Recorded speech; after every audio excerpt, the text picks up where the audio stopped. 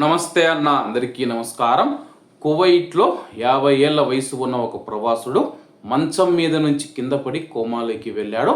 ఇది నమ్మశక్యంగా లేదని చెప్పేసి పోలీసులు అయితే కేసు నమోదు చేశారు.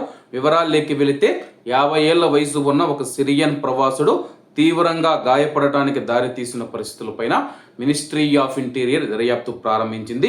అతడు కోమాలోకి ఎలా వెళ్ళాడనే దానిపైన అతని యొక్క కుమార్తె ఇచ్చిన వివరణను అధికారులు ప్రశ్నించిన నేపథ్యంలో ఈ దర్యాప్తు మొదలయ్యింది.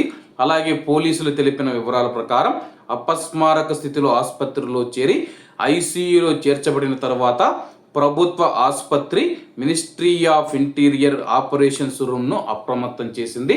అంటే హాస్పిటల్ వాళ్ళు ఎవరైతే ఉన్నారో వాళ్ళే పోలీసులకు ఫోన్ చేశారు. భద్రతా సిబ్బంది వెంటనే ఆసుపత్రికి వెళ్ళి అతని యొక్క కుమార్తెను విచారించగా ఆమె తన తండ్రి మంచం మీద నుంచి పడిపోయాడని దర్యాప్తు అధికారులకు చెప్పినట్లు సమాచారం.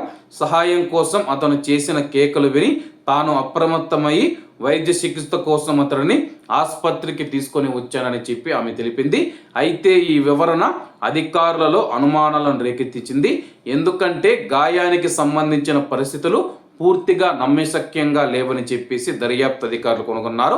కుట్ర కోణంతో సహా అన్ని అవకాశాలను పరిగణలోకి తీసుకుంటూ ఉన్నారని, మరియు వివరించిన విధంగానే ఎలా కింద పడిపోయాడో అలాగే కింద పడిన తర్వాత కోమాలోకి వెళ్లేంత దెబ్బ ఏం తగిలిందని చెప్పేసి అధికారులు దర్యాప్తు ప్రారంభించారు.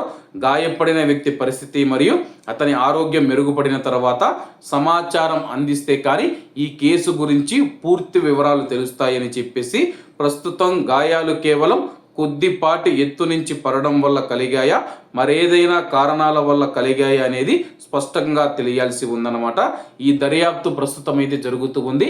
అలాగే మంచం మీద నుంచి కింద పడిపోతే ఒక ప్రవాసుడు కోమాలోకి వెళ్ళిపోయారనమాట.